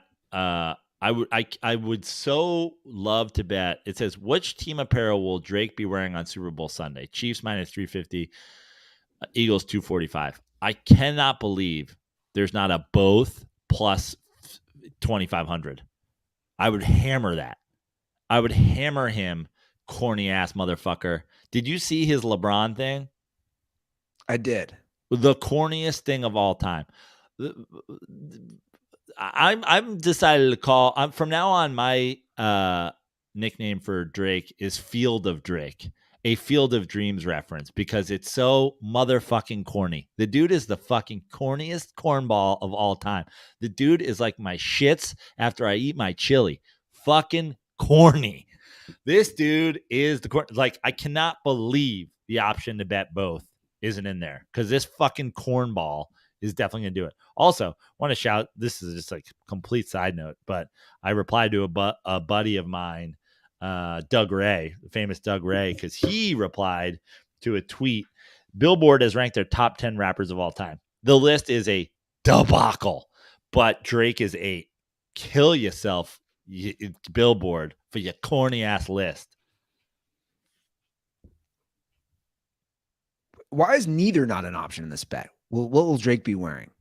And how do we know? Is Drake for sure at the game? No, but for something, we'll fucking see him. He'll post it on Instagram. You think for sure he's wearing one of those teams? Yeah. I actually think he's going to be wearing both, because he's a fucking corny dork. He's going to have a half Travis Kelce, half Jason Kelce jersey on. He's going to be wearing what Kelce's mother will be wearing. What are some other ones? Oh, here's a good one. Super Bowl 57 halftime set length. Number of songs. So we have Rihanna, and obviously there's going to be surprise performances by who knows. Number of songs during halftime. Over 9.5 is minus 125. This is where it gets dicey. Under 9.5, minus 105. Again, what constitutes a song? Right. Apparently not when you play that song, as I learned a couple of years ago during the Coldplay thing. I'm going under 9.5. And this is, listen, I am 43. I'm no longer hip, no longer cool, but I'm pretty hip for my age. Like, I feel like I know a lot more about movies and music and pop culture. I'm on TikTok. I got a TikTok. You know what I mean? For a 43-year-old man, I'm fairly in touch. I cannot name 6 Rihanna songs. Try. I can't name 6 Rihanna songs. I certainly can't name 9 Rihanna songs, and I definitely can't name 10 Rihanna songs. So to me, if this is the Rolling Stones, or this is Outkast, or this is U2, or this is whoever, and off the top of my head, I can name 25 of each of those songs, then I maybe go over 9.5. Even fucking Coldplay, when Coldplay did it a couple years ago, I name you 10 Coldplay songs. Can't name you 6 Rihanna songs. I'm going under 9.5. And I think it's kind of easy money. Yeah. Do you want to get into any commercial props. Well, this is it. I mean, what's crazy to me is go down one. Commercial play first, up one. I think it was the Doritos versus Pringles. Commercial play first, minus 425 for Doritos. Again, if I'm Mattress Mac, I'm betting $42.5 million. There's no way Pringles beats Doritos out of the gate. There's just no way. Yeah, that's a good one. Take Doritos over Pringles for sure. Ooh, what about Doritos versus M&M's? Ooh, M&M's plus 115. I don't know. Does M&M's come out strong with their They've usually had some good Super Bowl commercials. I know, and do they come out strong and early with Tucker Carlson, where like the green M&M is at a drag show going down on the brown M&M, and then the Super Bowl audience is cut in half by halftime because so many fucking Republicans' heads explode. You know about this, right? Like Tucker Carlson is super triggered by like the female M&M being sexy or something like that. I didn't. I'm just laughing at this premise. Yeah, Republicans were extremely triggered by like a sexy M&M. They're like, "Why am I getting a boner? They did. My candy's not supposed to give me boners." They did have sexy M&Ms for a while, dude. Look at this bet. These are okay. Who's doing these bets? These are wild bets right here in the stadium bets. Who is coming? How are they going to verify this? These are what I commonly refer to as Super Bowl sucker bets. Guess what, guys? You're losing this bet. Oh, you bet over and you lost, and your buddy bet under and he lost? Yeah, you're losing this bet. So I don't know how they verify. These are two interesting bets. They don't. They just take your money and they tell you lost. Inside State Farm Stadium. How many beers will be sold? The over-under is 120,000. Or how many hot dogs will be sold? The over-under is 17,000. I don't know how they're verifying this. They're not. They're taking your money. They're never paying you. And when you try to call them and ask what the number was, you get a voicemail. You lose. Yeah. I don't know how that's working. I just told you how it's working. You're losing that bet. Okay. This is something I had never heard of. The octopus. Will a player record an octopus? It's yes and no. Now, an octopus just means the same player who scores a touchdown has a 2-point conversion. Have you heard of this phrase before? Yes. See, I did not know about this. How do you feel about this one? Well, yes, at plus 600 seems crazy low.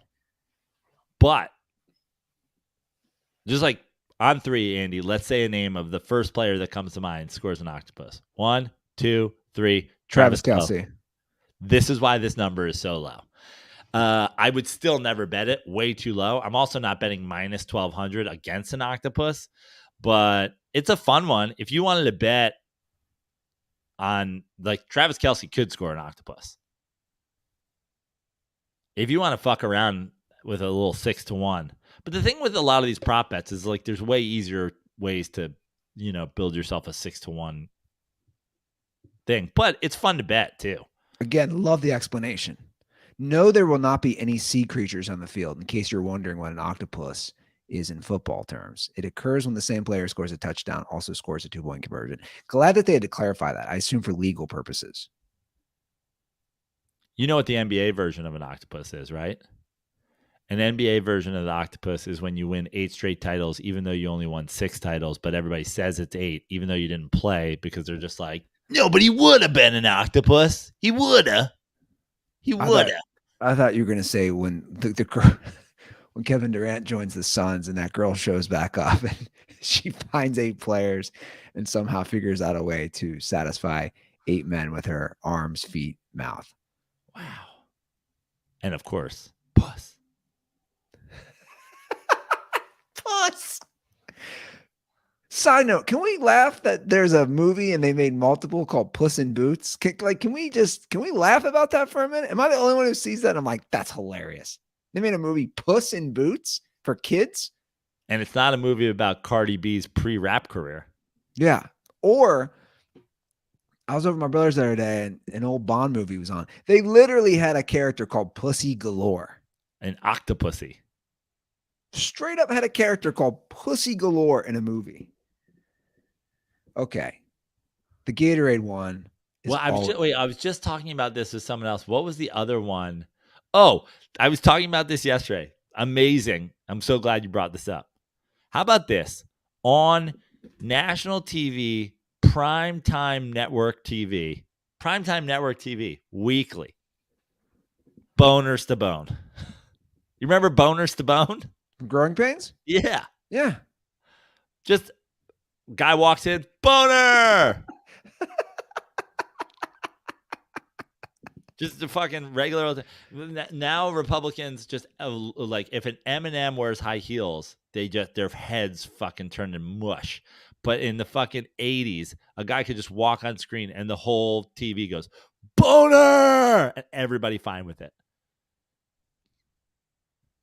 I don't know. I don't know why you keep. I think everybody's triggered now. Okay. Boners to Bone. You should look at him now. Richard Milhouse Stabone. His dad, Sylvester Stabone. Don't get me into. I was just pitching my girlfriend on the idea I was like, we need to do a Finding Boner about the conspiracy surrounding the guy who played Boner Stabone's death, which, don't get me started. That's a Netflix true crime doc if I've ever heard one. Wait, there's an episode where Boner asked Mike to kiss him? What? And that episode was called Kissing Boner. All right, I can't do this. You already got me like going down this. I can't. There's too much going on today. Yeah. You guys can put your own math equation together for the if you get on Boners to Bone's Wikipedia page about the conspiracy surrounding his death, China, and being found hung in Canada. Wait, Boners to Bone really died? Not only is he dead, he was found hanged in Canada after spending a long time with like fighting the Chinese against Burmese freedom and all this stuff. And then he goes to China for like a week and he turns up dead. I'm not saying China killed my boner, but I am saying that. And now we are no longer allowed on TikTok. Here's a quick fun one, and then we'll get through a few more of these, and we'll actually talk about the game. A field goal doink prop. Will either kicker hit the upright or crossbar in a missed field goal? I love plus 375. Why not? You tell me every 4 Super Bowls somebody doesn't hit the crossbar? Yeah, they do. Yeah. This is a fun one. All right. What's one you want to get to? I don't know. Keep going down. Let's see what else is on the list. Because my favorite ones in terms of like money is like, James Harden points versus total score in the game. I like the Waste Management Open, which is actually happening. What a fucking boss ass weekend in Phoenix. Can you imagine being at like the Waste Management Open while the Super Bowl's going on? What a bananas weekend. Hole in ones versus, player proposals, shit like that. Why don't we do this? Why don't we pull up, as we do that, why don't I pull up some prize pick possible plays that we could have during the Super Bowl? I already made a play for the record. You did? I don't have my phone in front of me, but Prize Picks right now has a great deal going on. I shouldn't say deal. They have a special. A special. Half a yard passing for Patrick Mahomes. So if you hop on over to Prize Picks, Dirtballs, and I don't know, we've been pushing this all football season long. Go ahead now, download Prize Picks and play daily fantasy sports with us. Make sure you use promo code DIRTY. Once again, all first-time users that deposit and use promo code DIRTY will receive a 100% deposit match up $100 to $100. I'm sorry. So if you deposit $100, you will get $100 back. I'll pull it up here on the screen now. Yeah, basically, if one of your options, now you have to place 2 options, right? But if one of them would obviously be Patrick Mahomes here, because it's half a yard. half a yard on Patrick Mahomes. Let's go. I'm going to go more than. I'm going to go more than on that as well. Jalen Hurts, 238.5 passing yards. I'm going to go less than. Wow, really? Yes. I'm going to go more than. You're going to go more than. What about? You know what I like? You know what I like here? I like if you look at this quarterback list that you've got up on the page, you scroll down just a little. You've got basically a freebie special half yard. Then you got a Jalen Hurts 238.5. Then you got a Patrick Mahomes 285.5, and then you got a combined 526.5. You know what my prize picks play of the week is? What is it? More than. I'm going across the board. Whoa. Four more thans. I'm assuming that number 526.5 is those Combined. I think they both go more than, and you're getting a free fourth one with the Patrick Mahomes over a half. I'm going across the board for play.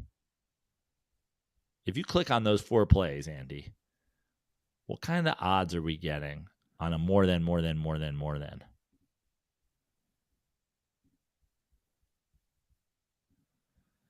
Well, the problem is, I don't know if it's going to show because I'm in the state of Ohio. Aha. I need to hop on over to Kentucky to make this play. Sadly. Now, I did make another play on receiving yards. I liked Miles Sanders more than 4.5 receiving yards. I like that too. It's one screen. Right? Yeah. That's what I'm thinking.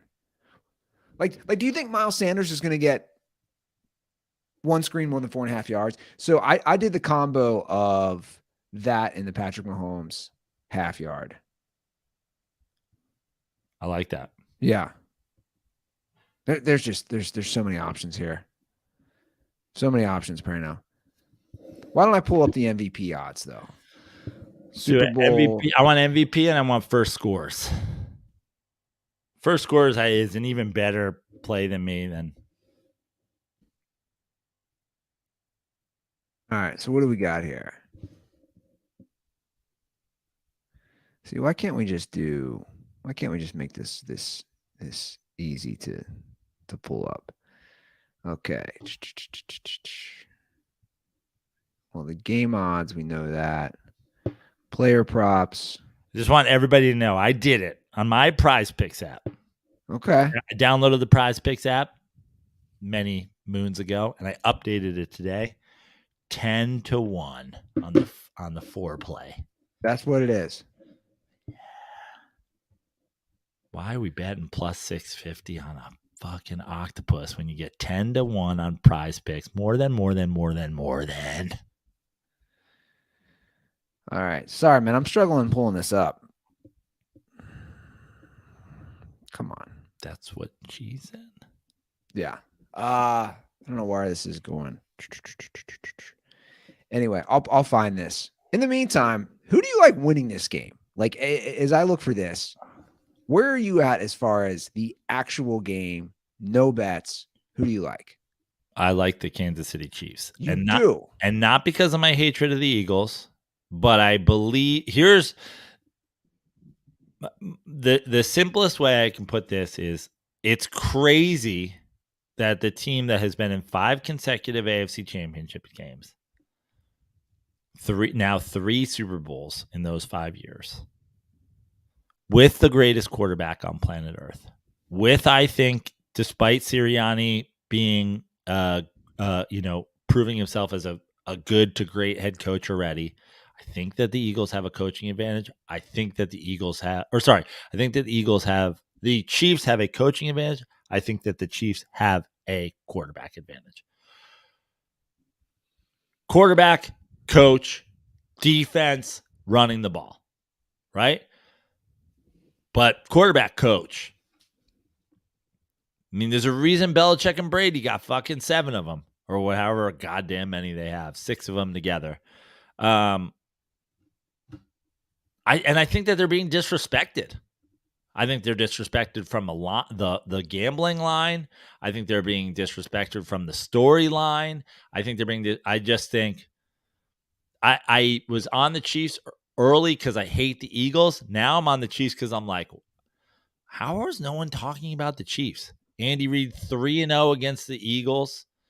Andy Reid, a lot of Eagles people in the Andy Reid Chiefs organization that he pulled over. Andy Reid, famously fired by the Chiefs or fired by the Eagles, signed with the Chiefs like within a week. They were like, "Oh, it's time for Andy Reid." Like, Andy Reid, you had this thing with your son, and you have a tough year and whatever. And he was like, "I'm going to the fucking Chiefs."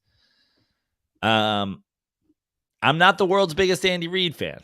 I think Andy Reid's accolades have been overblown by getting Patrick Mahomes, but at the same time, at this point, if I'm the Chiefs, I'm feeling a little disrespected. Yeah, I'm pretty torn. Now, the interior line on both sides of the ball is going to greatly favor the Eagles. Absolutely. 2 weeks, I assume his ankle is mostly healed or healed. I don't know. Not a doctor. Yeah. Well, yeah, and it's hard to say because they were lying and saying he had a high ankle sprain when he clearly didn't. So his high ankle sprain probably not healed. But, of course, if he didn't have a high ankle sprain, which it seems like he doesn't, that has healed. Now, in such a close game as far as the line, right? It's at 1.5 right now. Eagles. You're in a way, I mean, it's almost a pick for me. And then when you do a pick, you're going to say, okay, who's got the better quarterback? Which obviously is the Chiefs. It's a real tough pick. Also, Jalen Hurts has never played in the Super Bowl. I really value those things. I always say you don't know until you're there. They strongly feel this could break the record. Now, you said there wasn't much fanfare, and maybe they're just saying this to hype it up. There's a lot of sentiment that they could break the all-time viewing record. The Super Bowl. I think that's a no-brainer because there's more access to it. This is the thing everybody watches. You also have streaming and all this shit now, and they count. They're getting better at counting those numbers. Yeah. 5 years ago, people were already streaming things, but they weren't being counted. I'm leaning towards the Eagles slightly. I love that. It's a toss-up, though. But I'm leaning towards the Eagles winning. I need you to do that. That's where I'm at right now. I'm leaning towards the Eagles win in a close one. Patrick Mahomes' mobility is going to be a major factor if they can't, like, the mobility is a thing, but also protecting him so he doesn't need to be mobile is a huge thing. I mean, the Eagles, no doubt about it, their defensive line has been spectacular. Their pass rush has been spectacular. If they can't protect Patrick Mahomes, if the Eagles get to Patrick Mahomes, and obviously this is like, if LeBron James only scores 5 points, like, it's obvious. Like, obviously, if Patrick Mahomes, like, this is not a Joe Burrow Titan situation. They're not sacking Patrick Mahomes 9 times and he's winning the game. This isn't an Eli Manning versus the 49ers. He's not getting hit 40 times and sacked 6 and they're still winning this game. If the defensive line can get to Mahomes, the Eagles are going to win the game. It's like the Bucs game. But Bucs Super Bowl, sorry. 4 sacks and 6 pressures or 8 pressures or whatever, and like dude, if they get 4 sacks, the Eagles are winning that game. Okay. Hands down. I think that's the kind of the number right there, over under 3.5. But it's really, I think, even more than the sacks itself. It's just if he's constantly under pressure, and if the Eagles can just constantly, if it's a Giants Super Bowl with the Patriots, if he's constantly under pressure, I think, yeah, absolutely. Then what it does is it gives them a chance, and I'm going to say it again, and I've gotten so much hate from Eagles fans. It gives them a chance to run the offense that I think gives them far and away the best chance to win, which is them just pounding the ball, running down their throats.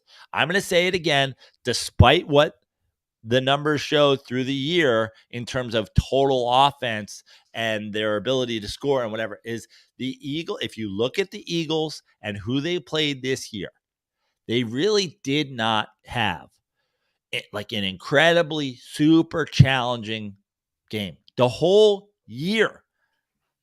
And I'm just going to like the Eagles offense to me is suspect in that I don't think there is a lot to it. Run the ball down your fucking throat, chuck it to our wide receivers on a fade pattern, or throw a little screen to those guys when it's 3rd and 4, 3rd and 5. I just think you need to, like, the Chiefs are going to come into this game and there's going to be a point where like a dog with a Frisbee is in the huddle and then they all do a ballet move and they snap and the ball's put on the sideline and this guy and everybody fucking pretends to be on puppet strings like they're in an NSYNC video in the early 2000s. And then the ball gets snapped to Travis Kelce, who farts it to Patrick Mahomes, who kicks it to the corner for the thing. Like, and I'm not saying that that's good or bad, but they're going to bring elements to this game. They're going to bring things that you haven't seen. I've watched a lot of Eagles football. I just haven't seen a whole lot from them that isn't, we're going to run the ball straight.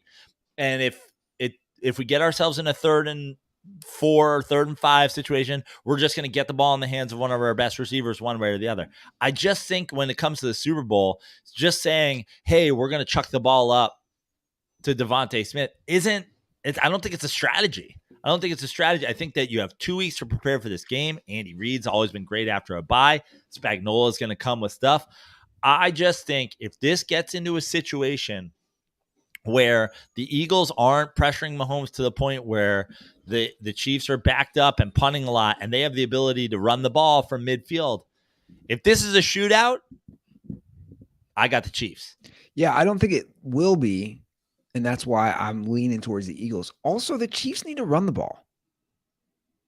They need to. You got to establish some sort of running game. But the screen game is running the ball. Okay, in my opinion. Fair enough. So I have some MVP Super Bowl odds for you. Let's go. Because I know you wanted to look at that. And I want first TD too. Okay. And I want over-unders on some guys. All right. I mean, is this going to be a 4-hour show? What are we doing here? All right, let's bang it out. All right.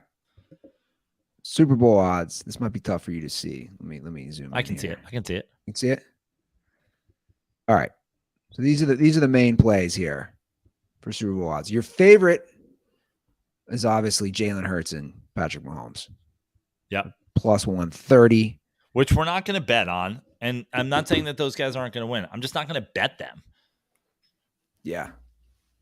Next up, Travis Kelce plus 1,600. A.J. Brown plus 1,800. Miles Sanders, 2,500. Devontae Smith, 3,100. And then it just really trails off after that. Travis Kelce at 16-1 is like the no-brainer value bet. 16-1 on a guy who might catch 15 balls. No-brainer. No-brainer value bet. Way, way, way better value than 1,800 for A.J. Brown, 2,500 for Miles Sanders, 3,100. Honestly, the next best one to me, a guy like Hassan Reddick, 34-1. We just talked about it. If the Eagles get to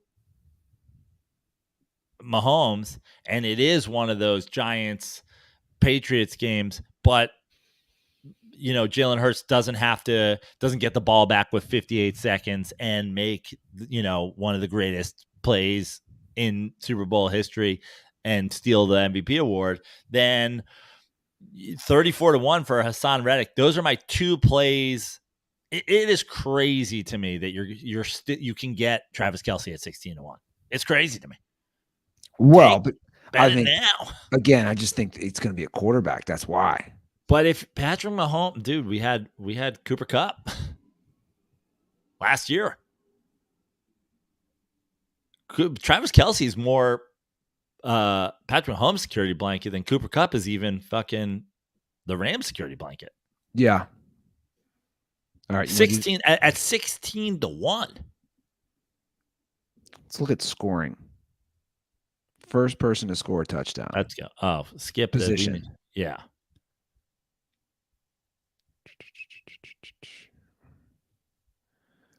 Total. Oh. No. Where are we at here? Why do they not have first person? No, it might be. Is this a slide of game props? Nope, that's totals. Position. I don't know. Keep going down. Total individuals. Keep going. There you go. Player to score first touchdown. Keep going down. There you go. Player to score first points in the game. Oh, first points in the game. That's interesting. I bet you touchdowns is underneath that.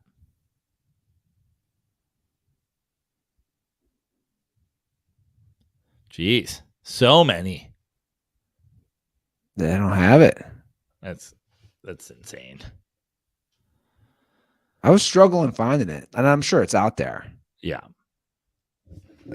So first person to score, the favorite is Harrison Butker. First points. To score points, correct. So they have the kickers. That's interesting to me. Yeah. And then you have Travis Kelce, and then Miles Sanders. I've got the standard here. So first touchdown scorer, Super Bowl 57. Travis Kelce's plus 700. Kenneth Gainwell plus 2,200. Oh God, you guys, that was their like picks. I'm telling you, here's what I want to tell you guys. My guy. I hate it. I hate it because he left the Giants. But who's my receiver from the Giants? Ingram? No, he's not on them. Kadarius Toney? Kadarius Toney. I don't know what his thing is, but I can see them with a fucking tricky trick play. I'm going Kadarius Toney. I bet his odds are bananas. That's my guy. I wish I could pull all this stuff up, but it's fine. I could get mad at you, but I can't because I do nothing for the show except show up. So you're sitting in a comfortable seat right now where, I want to be like, why the fuck didn't you prep this? And you're like, why didn't you read the rundown? And I'm like, touche. I'm totally clipping that for my own. You said I do nothing for this show except show up. I am making a note. Clip that. And watch a ton of sports with a brain that can, process things better than, any Jordan stan ever. And a variety of other things. But, look, there's a lot we're not going to get to, which is fine. I do want to play the Rodger Goodell clip on the officiating. Okay. Just because he is such a politician, how he answers this. And I've read a lot on this answer. He's questioned about the refs and questioned about especially the AFC Championship game. I think for us. And what I want to play is that I've read things, I should say, excuse me, that he was almost prepped. Yeah. Now these are, again, like conspiracies. Like he knew this question was coming. Absolutely. Sadly, I couldn't find the actual question. But I know the reporter said a lot of things he didn't like. And he was on the defensive, but he's very vague and he's also generic. This was this week where every year the commissioner has to sit down in front of reporters and ask and answer tough questions. And this was his response to the current state of NFL officiating, which not just us, everyone from analysts to former players to former officials themselves, everyone has been very critical of the state of NFL refs. And this is what he said in response to that. I think for us, when you look at officiating, I don't think it's ever been better in the league. There are over 42,000 plays in a season. Multiple infractions could occur on any play. Take that out and extrapolate that. That's hundreds, if not millions, of potential fouls. And our officials do an extraordinary job of getting those. Are there mistakes in the context of that? Yes. They are not perfect, and officiating never will.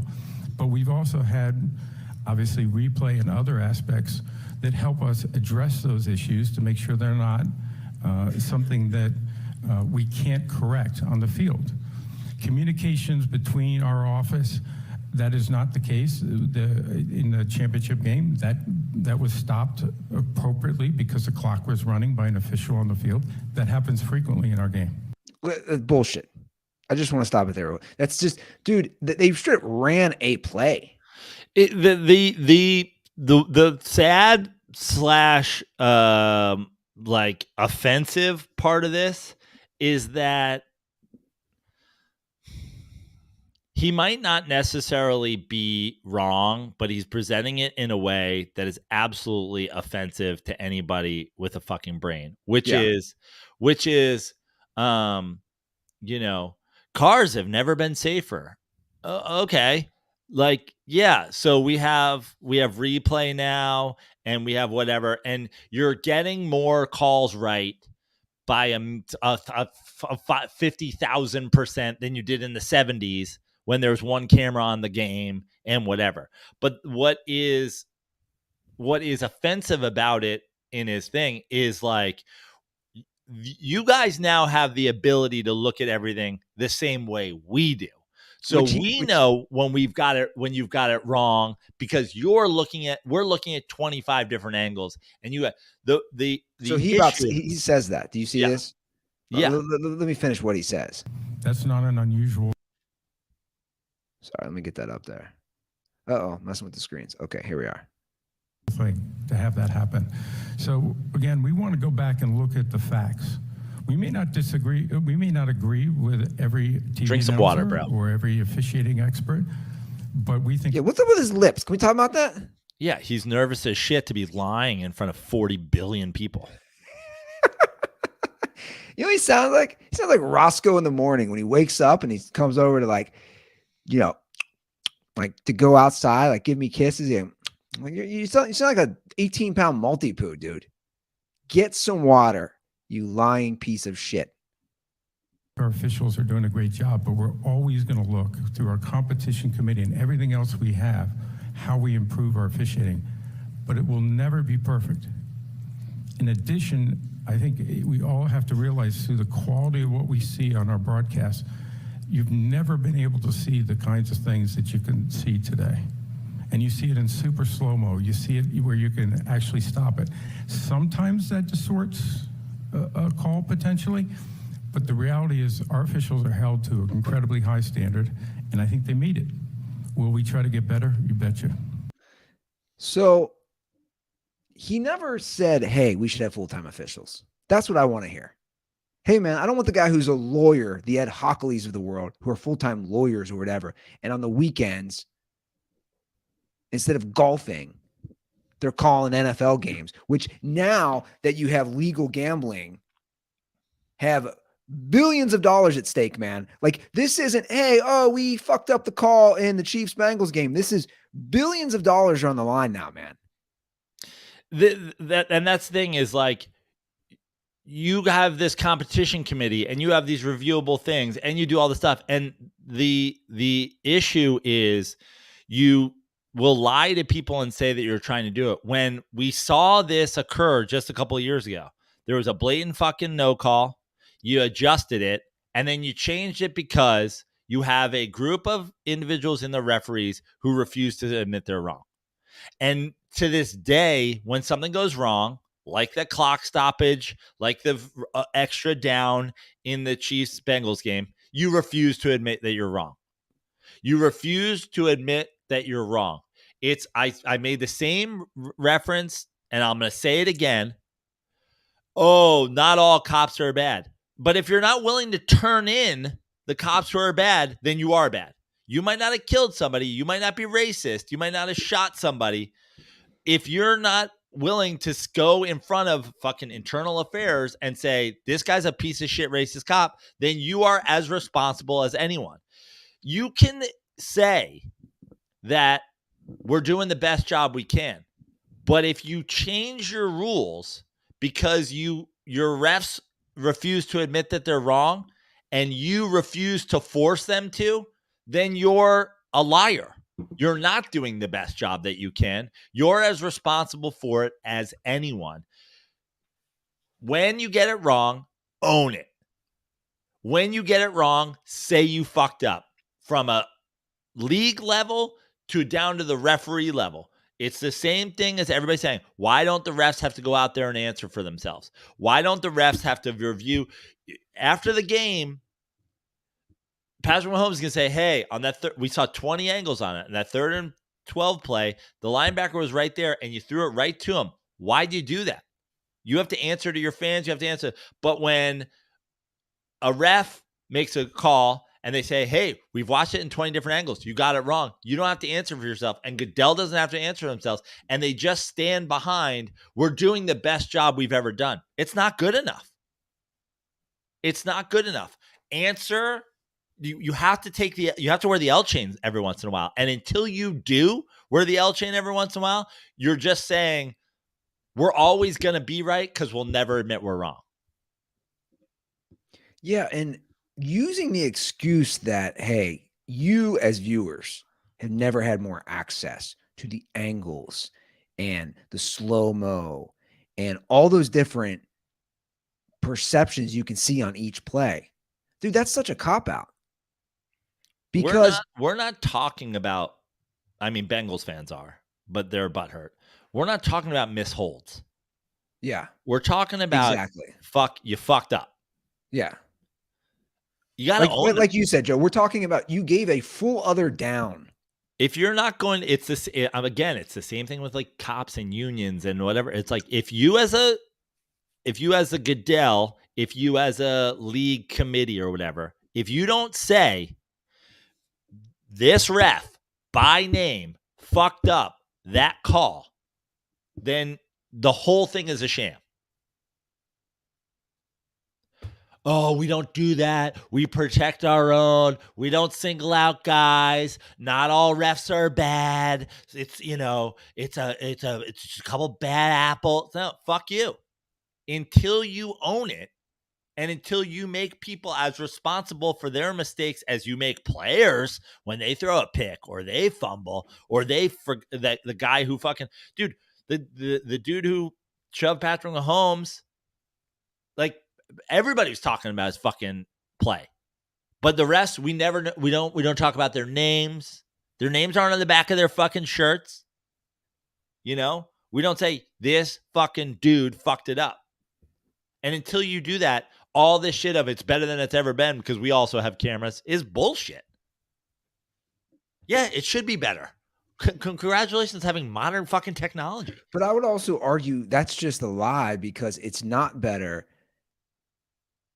because there's just as many the number of controversial calls when I'm watching games in 2023 versus 2003 hasn't really gone down. I'm saying, what the fuck is going on here? The same number of times because 20 they years just ago. moved on because they didn't show up before. Because remember, it's all protecting the fucking league. But like when we're doing the reviews at home, they're doing the reviews there. And the bottom line is just get it right. Again, why does the call on the field matter? This is the number one thing I always say when it comes to refereeing. Why does the call on the field matter? Why does the call on the field matter? Because some dickhead fucked it up? That's going to change? You're literally saying, we think you fucked up. We're going to double check. But when in doubt, we're going to defer to the thing that we think you fucked up. Yeah. I know. In that fact alone, it is the essence of what is wrong with the NFL. When in doubt, the referee is right. Why? That's the dumbest thing I've ever fucking heard. Well, nothing's going to change. We know that. So it sucks. It feels like we're wrapping up here, right? We are. Okay, yeah, because I got to go. But I want to add one last thing because I sent Andy Laz a message while we were talking Jordan LeBron. I said, remove Bonds from the convo because we know he's so polarizing. Who is the greatest hitter of all time? He said probably Ted Williams. I was going to say, he's probably going to say Ted Williams. But Ted Williams even said that the cutter would have given him big problems. I think you can make a case for Tony Gwynn, Ichiro, Miguel Cabrera, Willie Mays, Mike Trout.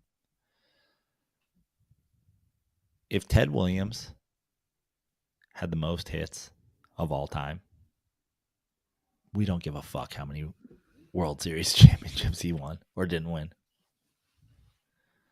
Sometimes it's just fucking obvious, guys. When you are the Ted Williams and you got the Pete Rose, Ted Williams and Pete Rose had each other's numbers. They're the greatest hitter of all time. Who's the greatest scorer of all time? The guy who's 5th on the all-time scoring list with the most points. He's the best scorer of all time. It's not that fucking hard.